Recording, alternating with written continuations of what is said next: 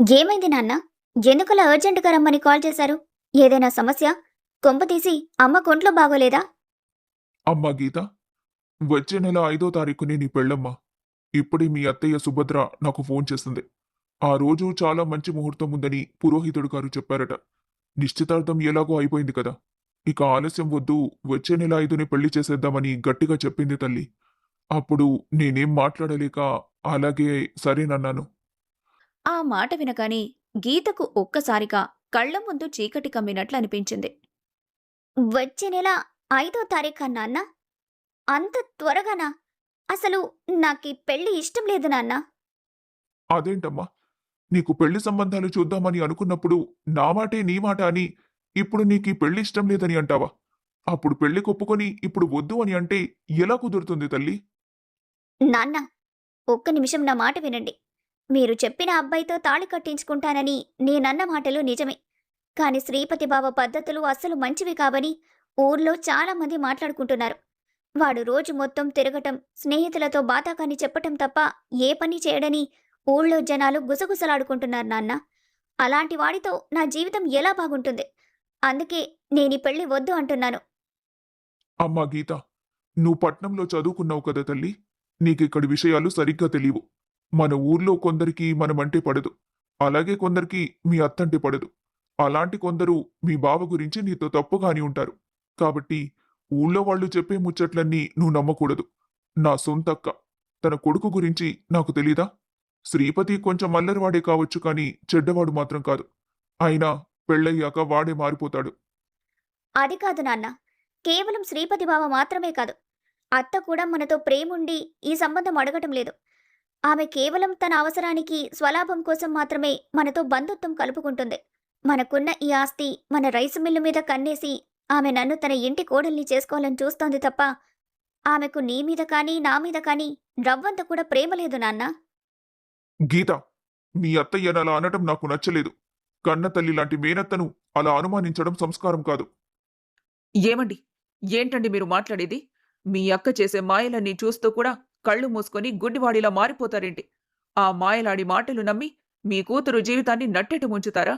శ్రీపతి బుద్ధుల గురించి ఊళ్ళో వాళ్ళెవ్వరూ మంచిగా చెప్పటం లేదు. ఆ విషయం తెలిసి కూడా ఎలా ఒప్పుకున్నారండి? సుశీల, నువ్వు మాట్లాడింది చాలు. ఇలాంటి అబద్ధపు మాటలు చెప్పి గీత మనసు పాడు చేయకు. ఇచ్చిన మాట ప్రాణంతో సమానం. నా కూతుర్ని నా అక్క కొడుక్కిచ్చి పెళ్లి చేస్తానని చుట్టాలందరి ముందు మా అక్కకి మాటిచ్చాను. ఇప్పుడు మాట వెనక్కి తీసుకుంటే సమాజంలో నా పరువేం కావాలి? నా ఊపిరి పోయినా ఇచ్చిన మాట తప్పను. నాన్న, మీ పరువు కంటే నా జీవితం మీకు ముఖ్యం కాదా నాన్న? నేను శ్రీపతి బావను అస్సలు ఇష్టపడటం లేదు నాన్న. దయచేసి ఒకసారి ఆలోచించండి.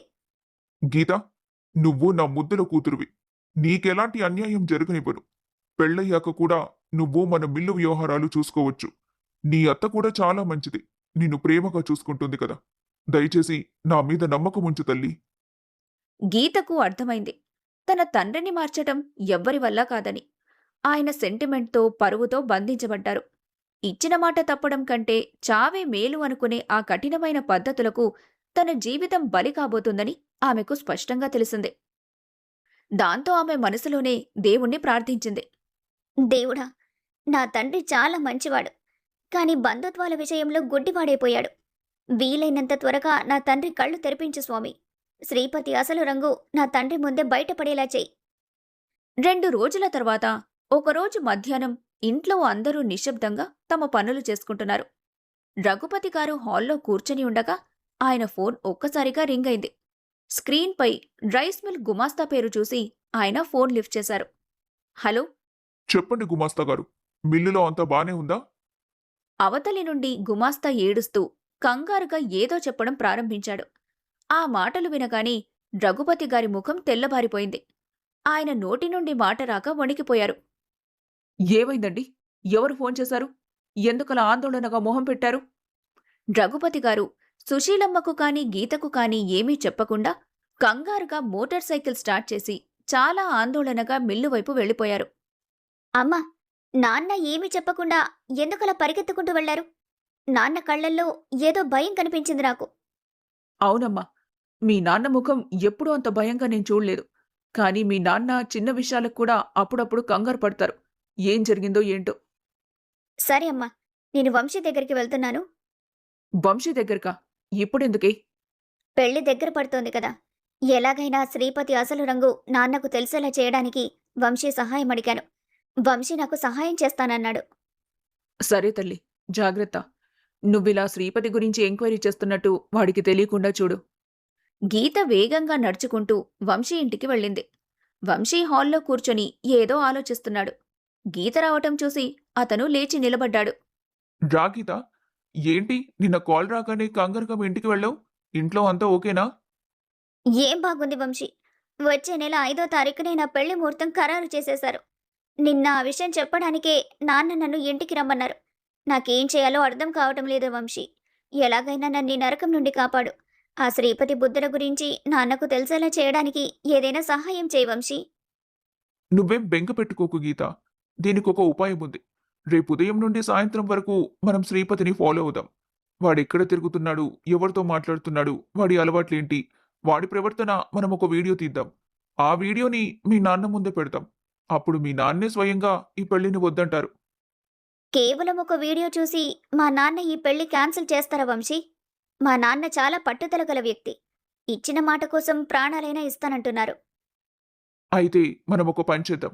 వీడియో తీసిన తర్వాత కూడా మీ నాన్న నమ్మకపోతే మనం మీ నాన్నను వాడు జల్సాలు చేసే చోటికి ప్రత్యక్షంగా తీసుకెళ్లి వాడి నిజ స్వరూపం ఏంటో చూపిద్దాం. తన కూతురు జీవితాన్ని నాశనం చేసే ఒక తిరుగుబోతుకు కన్న కూతుర్నివ్వడం కంటే ఇచ్చిన మాట వెనక్కి తీసుకోవడమే మంచిదని మీ నాన్నకు అప్పుడు అర్థమవుతుంది. ఇచ్చిన మాట కంటే కన్న కూతురి భవిష్యత్తు ముఖ్యమని ఆయనకు అప్పుడు అనిపిస్తుంది. నువ్వు చెప్పింది నిజమే వంశీ. ప్రత్యక్షంగా చూస్తే కానీ మా నాన్న నమ్మరు. సరే, రేపు ఉదయమే మనం ఈ ప్లాన్ అమలు చేద్దాం. నేనిక వెళ్తాను వంశీ. నాన్న ఇప్పుడే మిల్లు నుండి ఫోన్ రాగానే కంగారుగా వెళ్లారు. ఏం జరిగిందో చూడాలి. బాయ్ వంశీ. సరే గీత, జాగ్రత్తగా వెళ్ళు. మీ నాన్నని మనతో రావటానికి ఒప్పించు. రేపు ఉదయాన్నే కలుద్దాం. గీత వంశీ ఇంటి నుండి బయటకొచ్చి దారిలో నడుచుకుంటూ వెళ్తోంది. సరిగ్గా అదే సమయంలో ఆ ఊర్లో ఉండే అప్పయ్య తాత గీతకి ఎదురుపడ్డాడు. గీతను చూడగానే ఆయన కంగారుగా గీత దగ్గరికి నడుచుకుంటూ వచ్చాడు. ఏంటి గీతమ్మా, అక్కడ మీ రైసు మిల్లు తగలబడిపోతుంటే నువ్విక్కడ ఏం తెలియనట్టు తిరుగుతున్నావేంటమ్మా? ఏంటి తాత? ఏంటి నువ్వు మాట్లాడేది? మా రైస్ మిల్లు తగలబడిపోవడమేంటి? అయ్యో, నీకింకా తెలీదా తల్లి? మీ రైసు మిల్లే కాదు, దాని పక్కనే ఉన్న మీ పొలంలో కూడా పూర్తిగా తగలబడిపోతుంది. ఊళ్ళో వాళ్ళంతా అక్కడికే పరుగు తీశారు. పో, త్వరగా వెళ్ళి మీ నాన్నని ఓదార్చమ్మా. ఆయన అక్కడ గుండె పగిలిపోయేలా ఏడుస్తున్నారు. ఆ మాట వినగానే గీతకు కాళ్ళు చేతులు ఆడలేదు. కళ్ల ముందున్న ప్రపంచమంతా ఒక్కసారిగా తిరుగుతున్నట్లు అనిపించింది.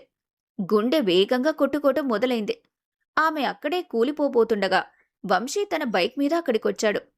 గీత, త్వరగా బైకెక్కు. మీ రైస్ మిల్లు తగలబడిపోతుందట. మా నాన్న నాకిప్పుడే కాల్ చేశారు. మనం ఇప్పుడే మిల్లుకు వెళ్దాం రా. గీత కన్నీళ్లతో వంశీ బైకెక్కింది. రైస్ మిల్లు దగ్గరికి చేరుకోగాని అక్కడ కనిపించిన దృశ్యం గీత గుండెను ముక్కలు చేసింది. నల్లటి పొగ చుట్టుపక్కల ప్రాంతాన్నంతా కమ్మేసింది. రైస్ మిల్లు మొత్తం మంటల్లో కాలిపోయింది. దాని పక్కనే కష్టపడి పండించిన కోతకొచ్చిన వరిపైరు కూడా పూర్తిగా బూడిదైపోయింది. రైస్ మిల్లు ముందు రఘుపతి గారు నేలమీద కూర్చొని వెక్కి వెక్కి ఏడుస్తున్నారు. ఆయన పక్కనే మిల్లు కార్మికులు గుమాస్తా పరమేశం బాధతో తలపట్టుకొని కూర్చున్నారు. దేవుడా, ఎంత పని చేశావు స్వామి. నా సర్వస్వం ఒక్క రోజులో పోయింది. ఇన్ని రోజులు నేను పడ్డ నా కష్టమంతా నా కళ్ల ముందే బూడిద పాలైపోయింది. నా కూతురు గీత పుట్టాక కష్టపడి సంపాదించిన నా లక్ష్మంతా ఒక్కరోజే బుగ్గి పాలైపోయింది. నేనిప్పుడు ఎలా బ్రతకాలి దేవుడా? నా కూతురు పెళ్లి ఎలా చేయాలి? గీత పరుగున వెళ్లి తండ్రిని పట్టుకుని ఏడవటం మొదలుపెట్టింది. ఆమె కళ్లల్లో నీళ్లు ఆగటం లేదు. తన తండ్రి ఎంతో కష్టపడి చూసుకునే రైస్ మిల్లు ఈరోజు బూడిద కుప్పలా మారిపోవటం ఆమె మనసుని కలిచివేసింది. నాన్న, ఏడవకండి నాన్న. ధైర్యంగా ఉండండి. మన ఆస్తి పోతే పోయింది. మీరు క్షేమంగా ఉంటే చాలు నాన్న. మనం మళ్ళీ సంపాదించుకోవచ్చు. మీరు బాధపడకండి. మీకు తోడుగా నేనున్నాను కదా నాన్న. అమ్మా గీత, నీ పెళ్లి కోసం, నీ భవిష్యత్తు కోసం నేను ఎన్నో కలలు కన్నాను తల్లి. ఈ మిల్లే మన కుటుంబానికి ఆధారం. ఈ రోజు ఇదిలా బూడిదైపోతే నేను తండ్రిగా నీకేమిచ్చి పెళ్లి చేయగలను తల్లి? నాన్న, మన రైస్ మిల్లుకు ఇన్సూరెన్స్ ఉందా నాన్న? లేదు తల్లి, లేదు. ఇన్సూరెన్స్ గడువు పోయిన నెలలోనే ముగిసింది.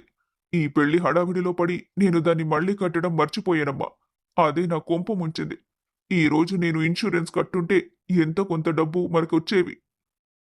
తన తండ్రిని ఇంకా బాధ పెట్టడం గీతకి ఇష్టం లేక గీత మేనేజర్ దగ్గరికి వెళ్ళి, మేనేజర్ గారు, అసలు ఇది ఎలా జరిగింది? ఇంత పెద్ద ప్రమాదం ఇలా జరిగినప్పుడు ఇక్కడెవరెవరున్నారు? గీతమ్మ, మధ్యాహ్నం సమయంలో మిషన్లు రన్ అవుతుండగా పవర్ షార్ట్ సర్క్యూట్ అయ్యి దానివల్ల మెయిన్ వైరింగ్లో మంటలొచ్చాయి. చూస్తుండగానే ఆ నిప్పు రవ్వలు పక్కనే ఉన్న రైస్ బ్యాగులకు, అక్కడి నుండి పొలంలోని ఎండుగడ్డికి అంటుకున్నాయి. మేమార్పడానికి ప్రయత్నించే లోపే అంతా కాలిపోయింది తల్లి. ఫైర్ ఇంజన్కి కాల్ చేసేలోపు మా కళ్ళ ముందే అంతా బూడిదగా మారింది. గీత తన తండ్రిని ఇంటికి తీసుకెళ్ళింది. రఘుపతి గారి రైస్ మిల్లు తగలబడిపోయిన విషయం చుట్టుపక్కల గ్రామాల్లో విపరీతంగా వ్యాపించింది. ఈ వార్త సుభద్ర చెవిన కూడా పడింది. ఆమె నమ్మలేక వెంటనే తన చేతిలోకి ఫోన్ తీసుకుని రైస్ మిల్లు మేనేజర్కు కాల్ చేసింది. హలో మేనేజర్ గారు, నేను సుభద్రను మాట్లాడుతున్నాను. మా తమ్ముడు రఘుపతి రైస్ మిల్లులో ప్రమాదం జరిగిందట, నిజమేనా? అవునమ్మా, అంతా నిజమే. మిల్లు మొత్తం పూర్తిగా కాలిపోయింది. పక్కనే ఉన్న పొలం కూడా బూడిదైపోయింది. ఎంత నష్టం జరిగింది? ఆ మంటల వల్ల కనీసం పనిచేసే వస్తువు ఒక్కటి కూడా మిగల్లేదు సుభద్ర గారు. రఘుపతి గారు రోడ్డున పడ్డారు. మిల్లుకి ఇన్సూరెన్స్ కూడా లేదు. ఆయన పూర్తిగా నష్టపోయారు. సుభద్ర ఆ మాట వినగానే ఒక్కసారిగా షాక్ అయింది. ఆమె కళ్లల్లో ఉన్న ఆశంతా ఒక్క క్షణంలో మాయమైపోయింది. ఫోన్ కట్ చేసి హాల్లో కూర్చున్న తన భర్త వీరయ్య, కొడుకు శ్రీపతి వైపు చూసింది. ఆమె ముఖం తీవ్రంగా మారిపోయింది. ఏంటి సుభద్ర, అంతలా చూస్తున్నావు? మేనేజర్ ఏమన్నాడు? మా తమ్ముడి రైస్ మిల్ అంతా బూడిదైపోయిందట. ఆ రైస్ మిల్లుకి ఇన్సూరెన్స్ కూడా లేదట. రఘుపతి పూర్తిగా రోడ్డున పడ్డాడు. అమ్మా, ఏం మాట్లాడుతున్నావే నువ్వు? అంటే ఆ రైస్ మిల్లు, ఆ ఆస్తి ఏది మనకు దక్కవా?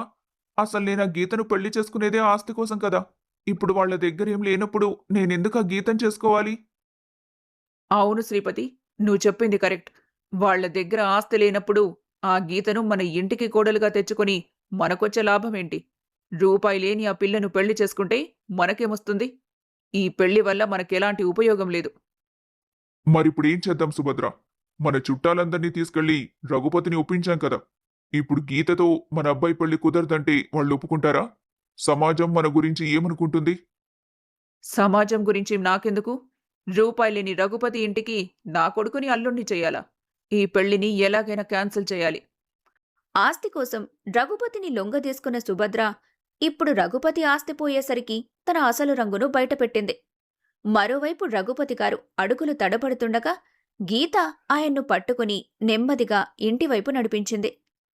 ఆస్తి లేని రఘుపతి కూతుర్ని కోడలిగా చేసుకోవటం ఇష్టంలేని సుభద్ర ఈ పెళ్లిని ఎలాగైనా క్యాన్సిల్ చేయాలని కుట్రలు పన్నుతోంది.